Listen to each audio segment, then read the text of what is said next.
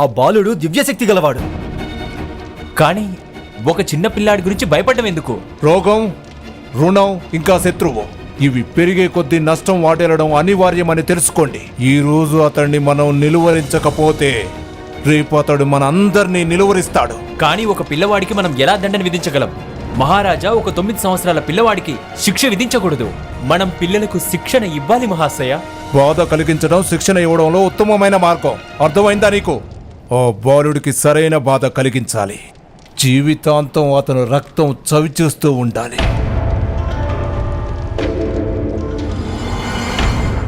నువ్వు అతడి పెదనాన్న ద్వారా దివ్యరథాన్ని పొందావు కదా. అదిగో ఆ దివ్యరథం. ఏ రోజైతే తీసుకున్నానో అప్పటి నుంచి అది విరిగే ఉంది. అతనేం చెప్పాడంటే, మీ మనసు ఎప్పుడైతే పవిత్రంగా ఉంటుందో అప్పుడే ఈ రథం దివ్యత్వాన్ని పొందుతుంది. లేనట్లయితే ఇది మామూలు రథంగానే ఉంటుంది. నువ్వు ఒక మూర్ఖుడివి. నిమ్న జాతీయుల్లో ఏ విధంగా సమర్థత ఉండదో అలాగే నిమ్మ చెట్టు చెక్కతో రథం కూడా నిర్మించబడదు. పద, నిన్ను మోసగించిన అపరాధ కారణంగా అతన్ని బందీగా చేద్దాం. కర్ణుడికి పెదనాన్న మీద ఎంతో ప్రేమ ఉంది. పెదనాన్న మరణాన్ని అతను ఎప్పటికీ మర్చిపోలేడు.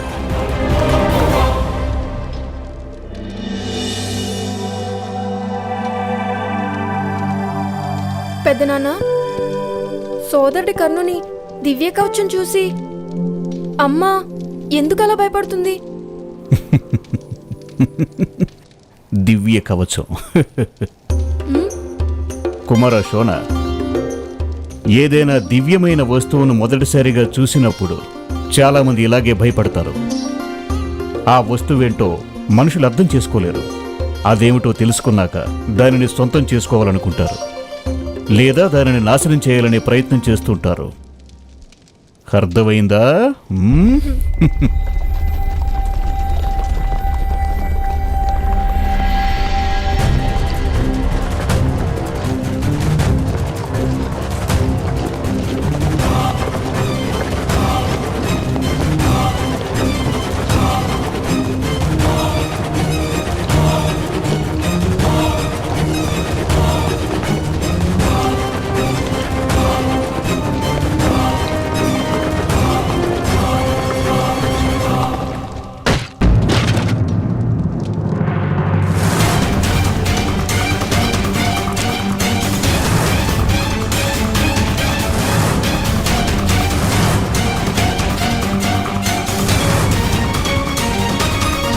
బంధించండి ఈ మోసగాడిని.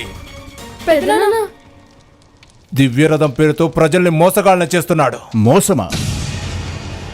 ఆ రథం దివ్యమైనదే కదా. ఆ రథం నుండి వెలువడిన కాంతిని నువ్వే స్వయంగా నీ కళ్ళతో చూసావు కదా. ఇతన్ని పట్టుకోండి. వదలండి, వదలండి, వదలండి. మా పెద్దనాన్నగారిని ఎక్కడికి తీసుకెళ్తున్నారు మీరు? వదలండి నాన్నగారు. మంత్రివర్య, మా అన్నగారు చేసిన తప్పేమిటి? అతడు మోసం చేశాడు. దివ్యరథం పేరుతో మోసం చేశాడు. ఎవరు చెప్పారు ఇదంతా?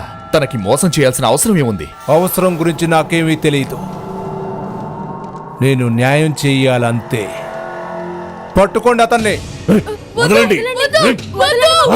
మహాశయ, మా అన్నగారు అలాంటి వారు కాదు.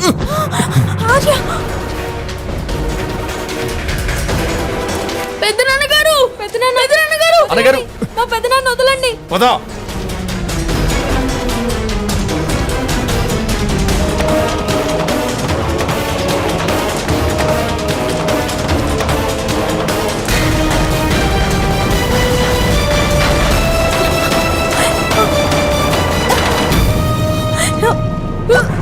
సోనా,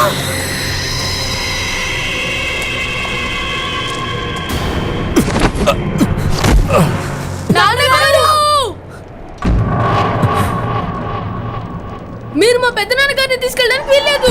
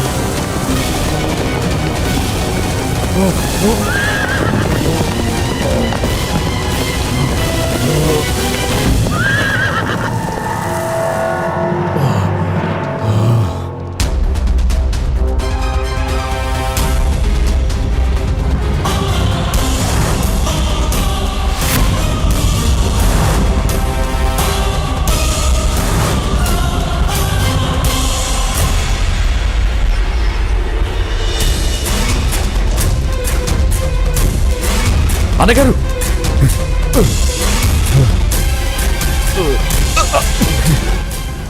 అన్నగారు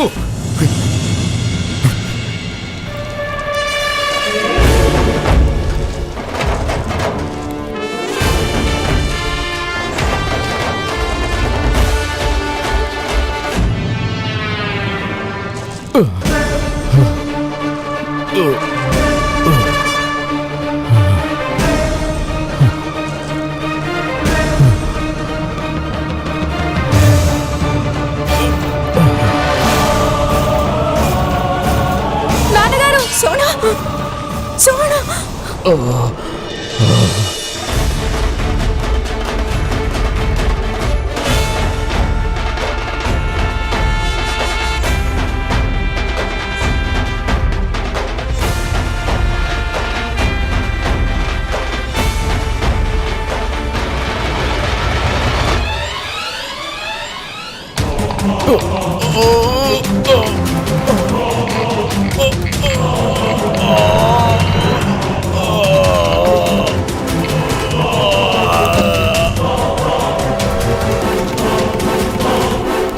మోసం చేసినందుకు శిక్ష మృత్యువే ఉగ్రసేన. కానీ నేను మోసం చేశానని నువ్వు భావిస్తే నన్ను మహారాజు ఎదుట నిలబెట్టు. ఇది ఏ విధంగా న్యాయం అవుతుంది? మీరు నాకు అన్యాయం చేస్తున్నారు. బలవంతుడు ఏం చేసినా అది న్యాయమే అవుతుంది. అయితే నువ్వు నాకొక ప్రమాణం చేయి. మీ కర్ణుడు జీవితంలో ఎప్పటికీ ధనస్సును ముట్టుకోడు అని, తన దివ్యత్వాన్ని ప్రదర్శించడు అని. అప్పుడు నేను నిన్ను ప్రాణాలతో వదిలిపెడతాను.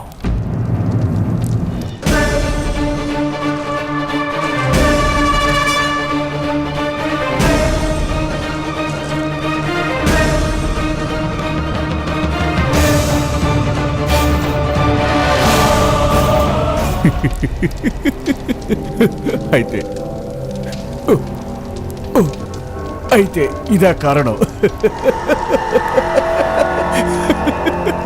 ఒక పిల్లవాడికి భయపడ్డా ఈ మహారథి? భయం కాదు, ఆలోచన ఉగ్రసేన. ఆలోచన మా ధర్మాన్ని, పరంపరను రక్షించాలనే ఆలోచన. ఇది క్షత్రియుడి కర్తవ్యం. ధర్మాన్ని రక్షించాలి కదా. కర్ణుడు నీ మాట వింటాడు కదా. తను నిన్ను ఎంతగానో ఇష్టపడుతున్నాడు కాబట్టి. అందుకనే నాకు ప్రమాణం చేయి.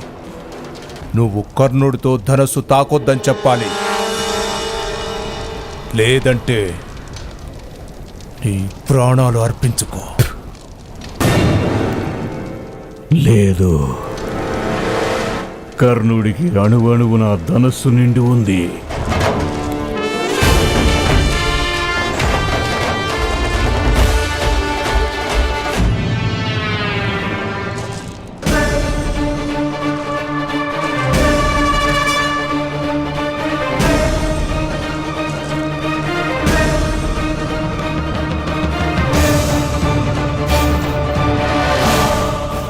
తను మిమ్మల్ని జీవితాంతం సుఖంగా ఉండనివ్వడు. అంటించు, రా, త్వరగా నిప్పంటించు. మహాశయ, ఆ ఈశ్వరుడు నీకు తగిన శిక్ష విధిస్తాడు.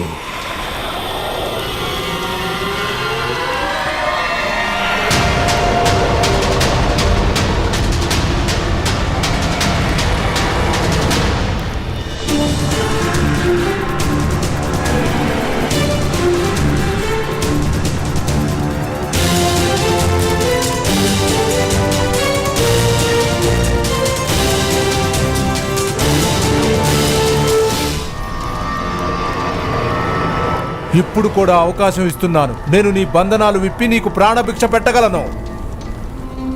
ప్రమాణం చెయ్యి ఉగ్రసేన. కర్ణుడి చేత ధనస్సు త్యజింపచేస్తావా లేదా?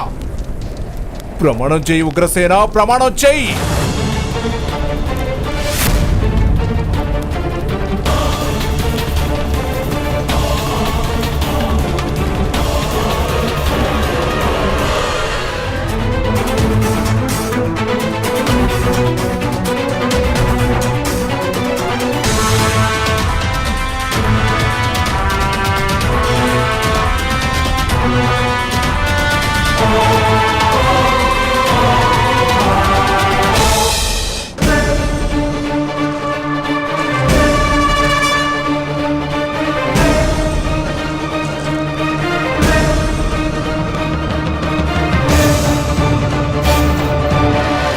సోదరు కన్నా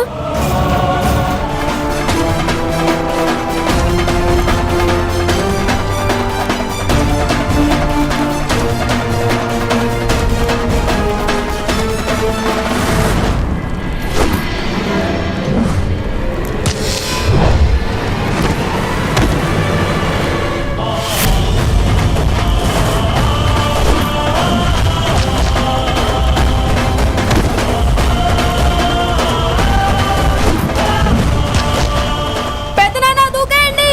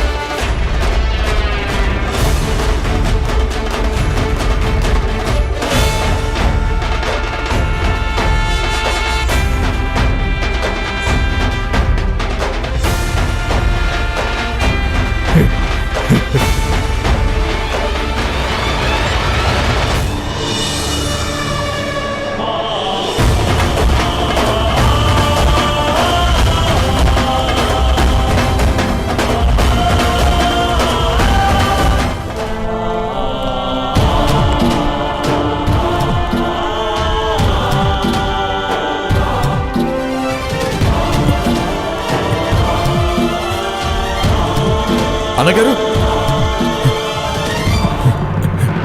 పదండి.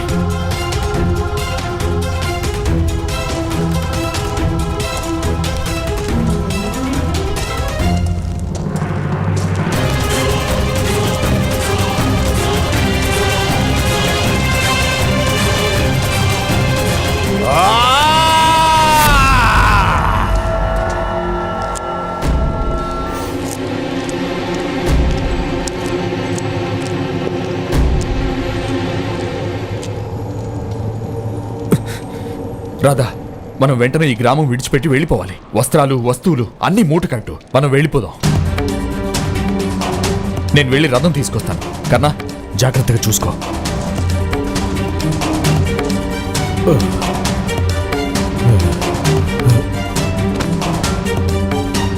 అమ్మా, మనం పారిపోవాల్సిన అవసరం లేదు. నా సోదరుడు కర్ణుడు అందరినీ ఓడించగలడు. పిచ్చి వాళ్ళ మాట్లాడుకో శోణ.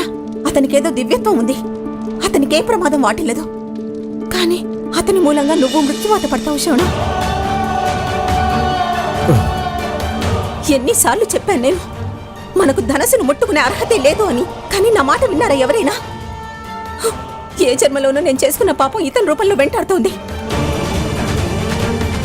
మీకెవ్వరికి అర్థం కావట్లేదు ఈ పిల్లవాడి మూలంగానే మనందరికీ మరణం సంభవిస్తుంది అని.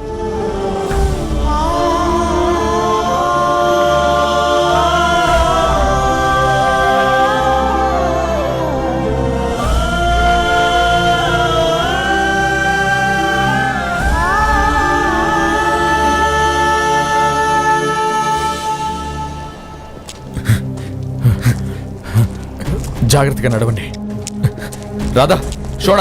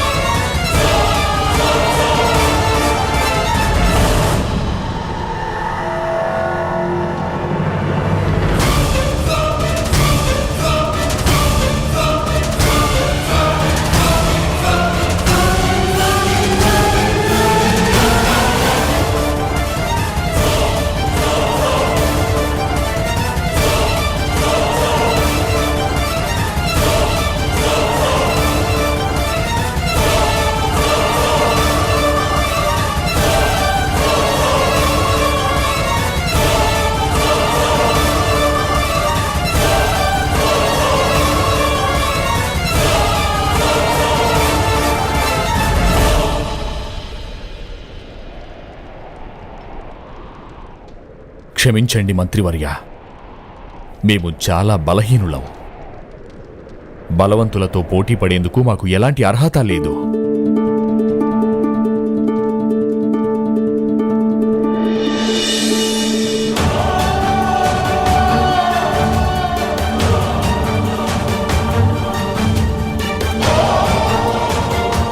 క్షమించండి, క్షమించండి. మీ పాదాల మీద పడి క్షమించమని వేడుకోవడం తప్ప ఏమీ చేయలేని వాళ్ళం. క్షమించండి.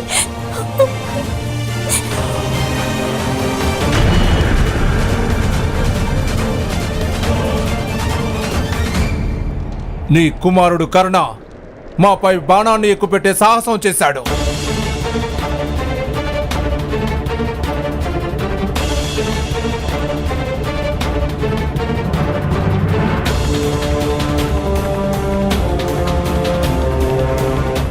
అతిరథ, నువ్వు ఈ తప్పుకు తగిన దండన అనుభవించాల్సిందే.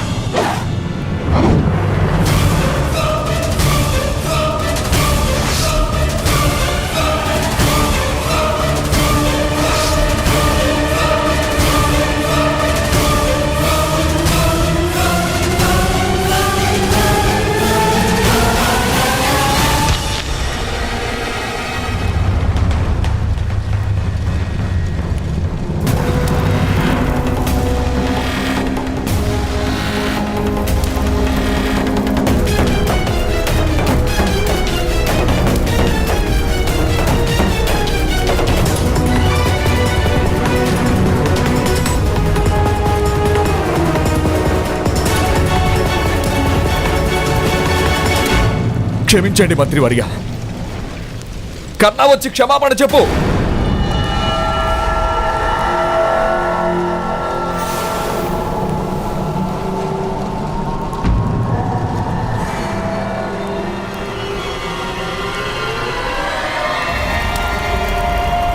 కన్నా!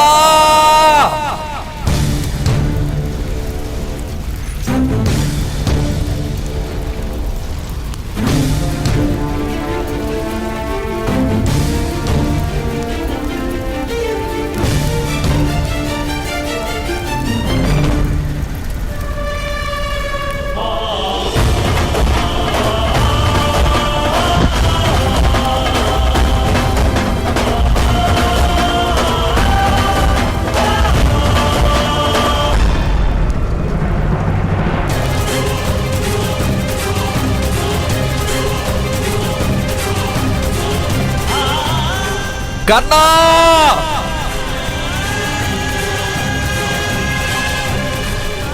కన్నా!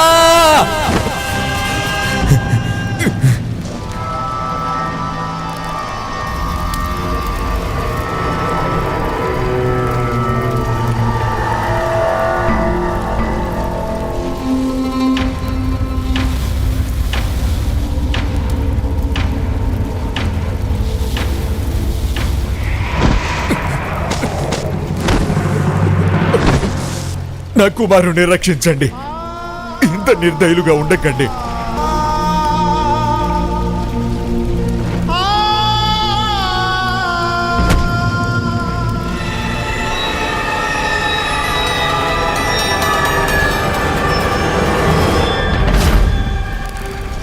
మంత్రివర్య, మీరు ఈ ఉగ్రసేనుడికి శిరచ్ఛేదనం చేయండి. గ్రామ ప్రజలందరి ముందు అతడి తలని నరికించండి.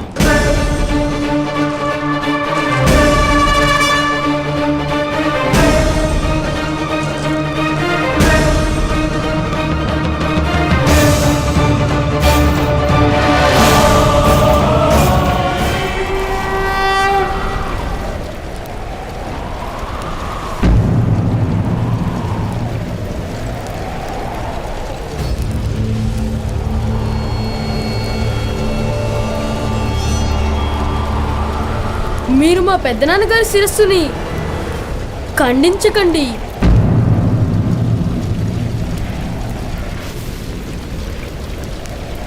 నేను కూడా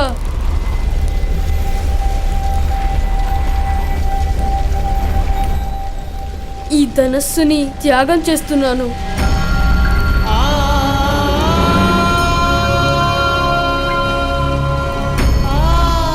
ఎప్పటికీ ఇక ధనస్సును ముట్టుకోవు కదా? ముట్టుకోను.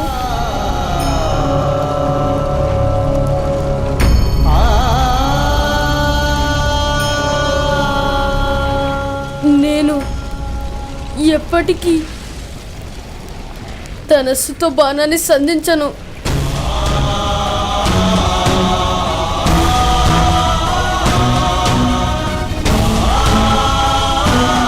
మాటిస్తున్నాను, నేను ఎన్నటికీ నా చేతులతో బాణాన్ని సంధించను.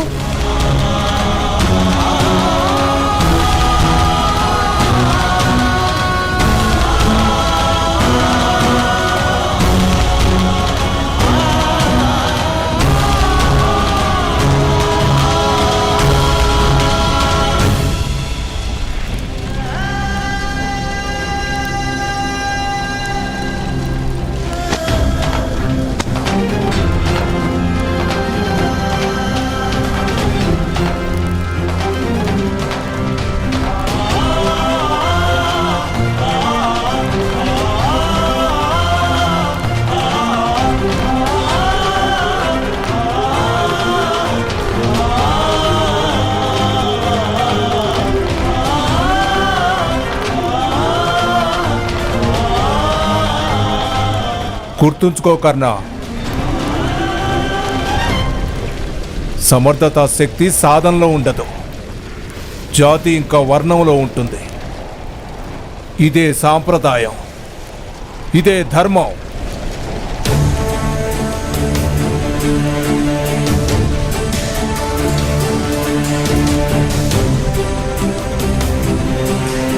ఇదే నీ జీవితంలో మొదటి ఇంకా చివరి శిక్షణ కూడా.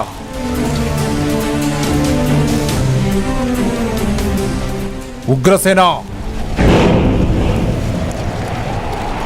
ఓ ధనుసును ఎత్తిపట్టుకో, దానిని నా చేతికి ఇవ్వు.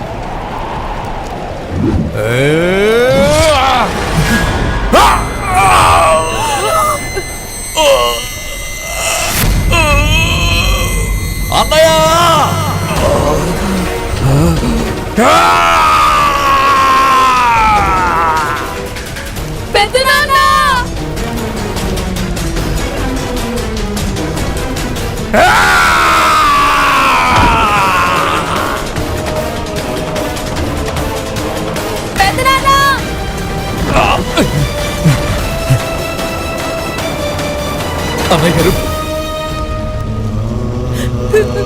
పెద్దనాన్న, పెద్దనాన్న, పెద్దనాన్న, అన్నయ్య, పెద్దనాన్న. ఏ సూత్రుడైనా ధనస్సును ముట్టుకుంటే అతడి చెయ్యి నరికి వేయబడుతుంది. అతిరథ, ఈ రాజ్యంలో నీకు నీ కుమారుడికి ఎటువంటి స్థానమూ లేదు. ఈ రాజ్యాన్ని విడిచిపెట్టి ఇక్కడి నుంచి వెళ్ళిపో,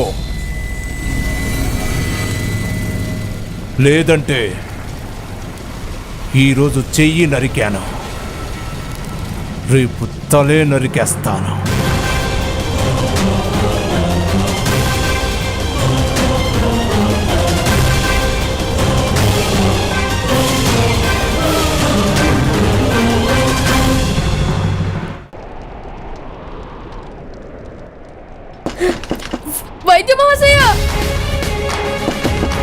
వైద్య మహాశయ త్వరగా రండి, మా పెద్దనాన్న గారి ప్రాణానికి ప్రమాదం వాటిల్లింది.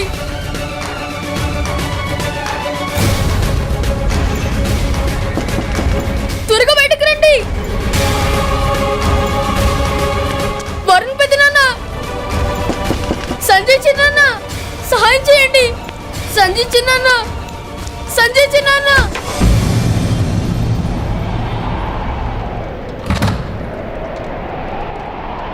ఎవరైనా దయచేసి మా పెద్దనాన్న గారి ప్రాణాలు రక్షించండి. వైద్య మహాశయ, ఆపదలో ఉన్న వ్యక్తి ప్రాణాలు రక్షించడం మీ ధర్మం. మీ ధర్మాన్ని దయచేసి విస్తరించకండి.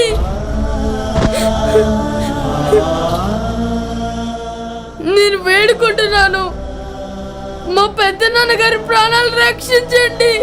వారి ప్రాణాలకు ప్రమాదం వాటిల్లింది.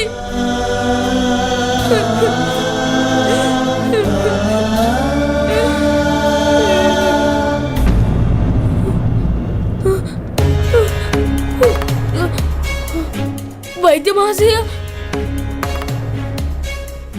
మీ పెదనాన్నగారి చేతికి ఈ వేపాకుల రసం పూయాలి. గాయమున్న ప్రతి చోట దీన్ని పూయాలి. అప్పుడు బాధ కాస్త తగ్గుతుంది. వెంటనే వారిని వేరే గ్రామానికి తీసుకెళ్లి తగిన వైద్య సహాయం అందించు. వెళ్ళు, త్వరగా వెళ్ళు. కానీ మీరెందుకు నా వెంట రానంటున్నారు? ఇది అసంభవం కుమారా. ఈ భూమి మీద బలవంతులదే రాజ్యం. వాళ్ళు తలుచుకుంటే నీటి ప్రవాహం కూడా ఎత్తుకే ప్రవహిస్తుంది. నువ్వు వాళ్లతో శత్రుత్వం పెంచుకొని తప్పు చేశావు నాయనా. అతడు మొత్తం ఈ గ్రామానికి అంతటికీ హెచ్చరిక చేశాడు, నీ కుటుంబానికి ఎటువంటి సహాయం చేయకూడదని. సమర్థత మూలంగా శత్రుత్వం కలిగిందంటే మొత్తం ప్రపంచంతోనే శత్రుత్వం కలిగినట్టు. నీ కుటుంబం ఇప్పుడు అనాథ అయ్యింది కుమారా. వెళ్ళు, వెళ్ళు కుమారా.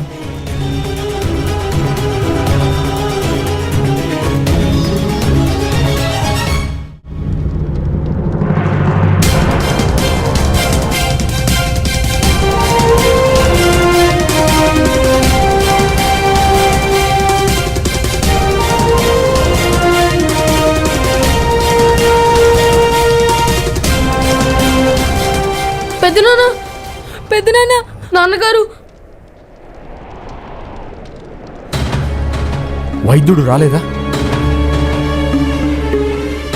ఈ ఔషధం ఇచ్చారు, వారు రాలేనన్నారు.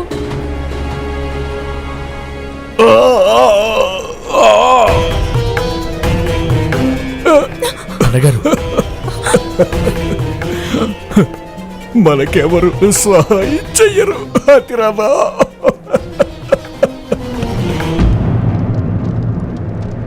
అందరూ భయపడుతున్నారు. ఆ క్షత్రియులకు అందరూ భయపడుతున్నారు.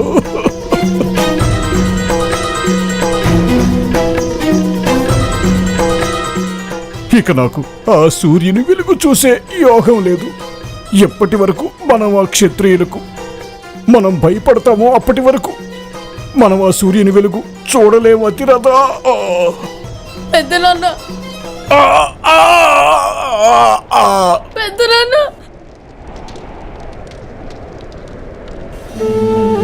మీ ఇద్దరికి ఊరు వెలుపల నా దగ్గరున్న వజ్రాలు చూపిస్తాను. అంధకారంలో అవి వెలుగునిస్తాయి, ప్రకాశిస్తాయి.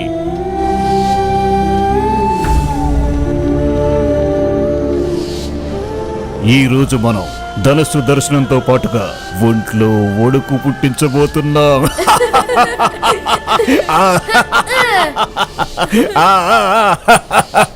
కుమారకర్ణ, ఆ ఈశ్వరుడు మనకు 2 చేతులతో పాటు 2 కాళ్ళను కూడా ప్రసాదించారు కదా.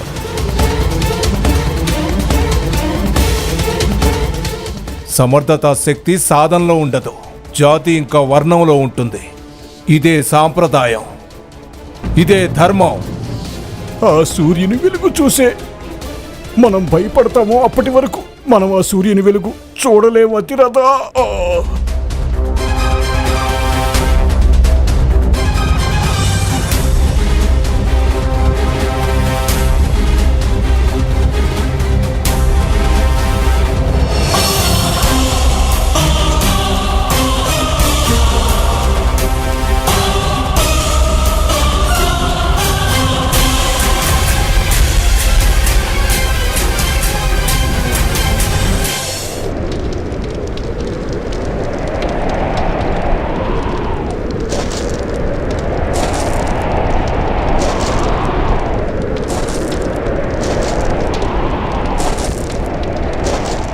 కర్ణ,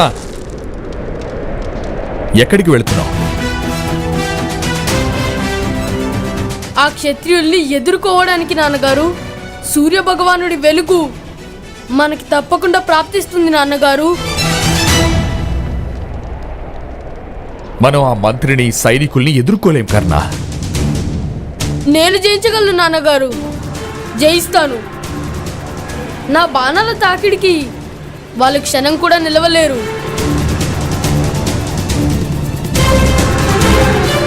వాస్తవానికి నేను నా ధనస్సును కూడా త్యజించాను. అది అనుచితం కూడా. నా చేతుల్లో ధనస్సు, బాణాలు ఉన్నంత వరకు మనం ఎవ్వరికీ భయపడాల్సిన అవసరం లేదు.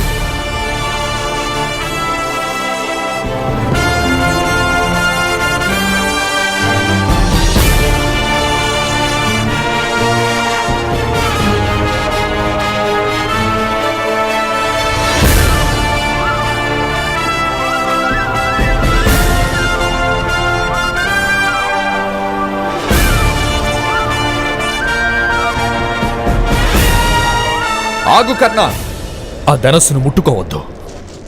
ఆ ధనస్సును ఎత్తు కర్ణ, ఆ ధనస్సును ఎత్తు కర్ణ, ఆ ధనస్సును ఎత్తు కర్ణ, ఆ ధనస్సును ఎత్తు కర్ణ, ఆ ధనస్సును ఎత్తు కర్ణ.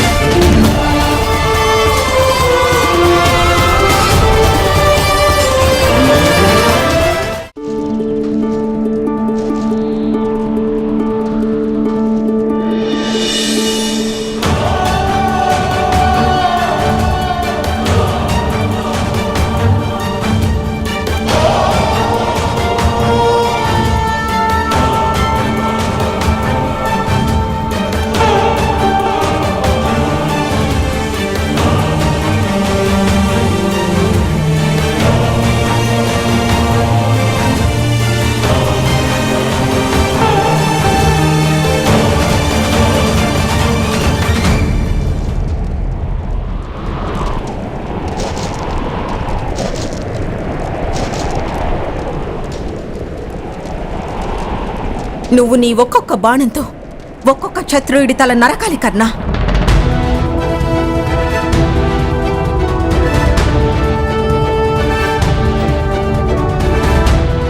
మనల్ని ప్రపంచంలో సుఖంగా జీవించనివ్వని వాళ్ళని శ్మశానంలో నిద్రించేలా చేయి కర్ణ.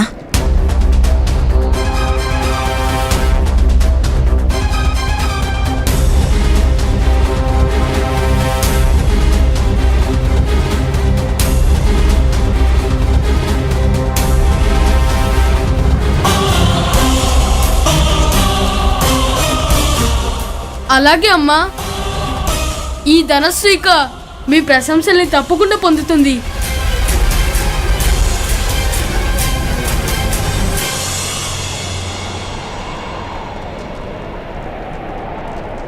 నాకు నీ మీద పూర్తి నమ్మకం ఉంది కర్ణ. నువ్వు నా జీవితంలో అడుగుపెట్టిన క్షణం నుంచి సంతోషం అనేది కేవలం ఒక కలగానే మిగిలిపోయింది. ఆ సంతోషం పొందేందుకు కేవలం ఒకే ఒక్క మార్గం ఉంది.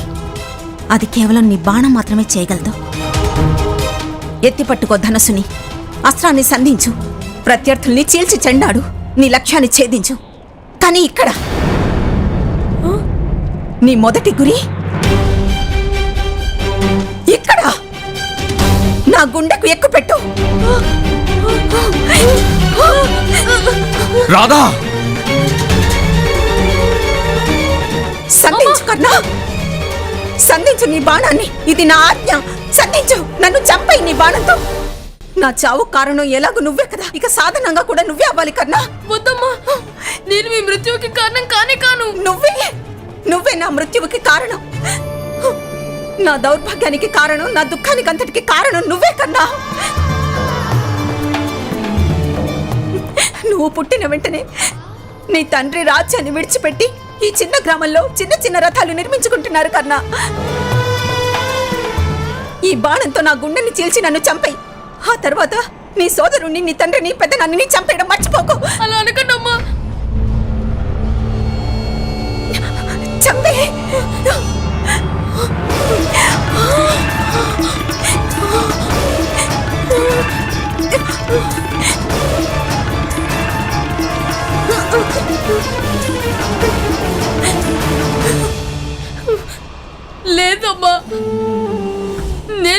చంపడమా?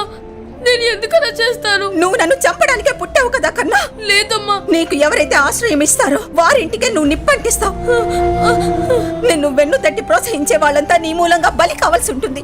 నువ్వు ప్రమాదకారివి. నువ్వు నా కుటుంబాన్నంతా బలి తీసుకుంటావు కన్నా. లేదమ్మా. నీ దివ్యత్వం, నీ ధనుర్విద్య నా ప్రాణాలనే బలిగా కోరుకుంటున్నాయి. లేదు, లేదమ్మా.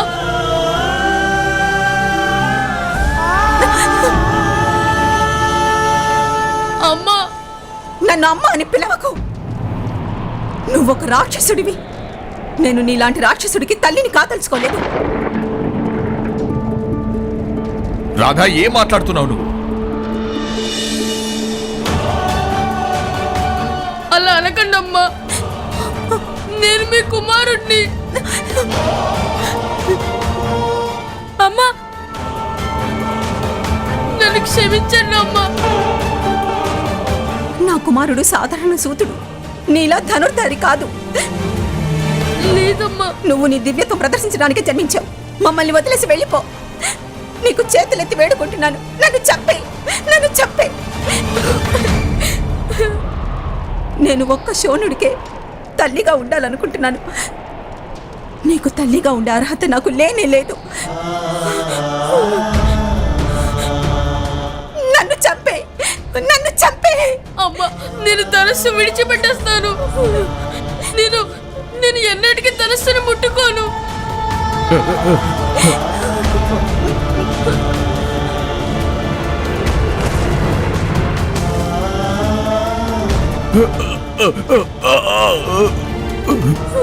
నన్ను క్షమించండి అమ్మా. క్షమించండి అమ్మా. నన్ను అమ్మ అని పిలవకు. నన్ను అమ్మ అని పిలిచేందుకు నీకు ఏ అధికారం లేదు. నువ్వు నా కుమారుడివి కాదు. అలాగే నేను నీ తల్లిని కాను. లేదమ్మా, అలా అనకండి. నేను మీ పాదాలు చెందే ఉంటాను. మీ ప్రతి మాట వింటాను. కానీ నాకు అమ్మ అని పిలిచే అధికారం ఇవ్వండి. నేను మా అమ్మ లేకుండా అస్సలు జీవించలేనమ్మా. నేను జీవించలేనమ్మా.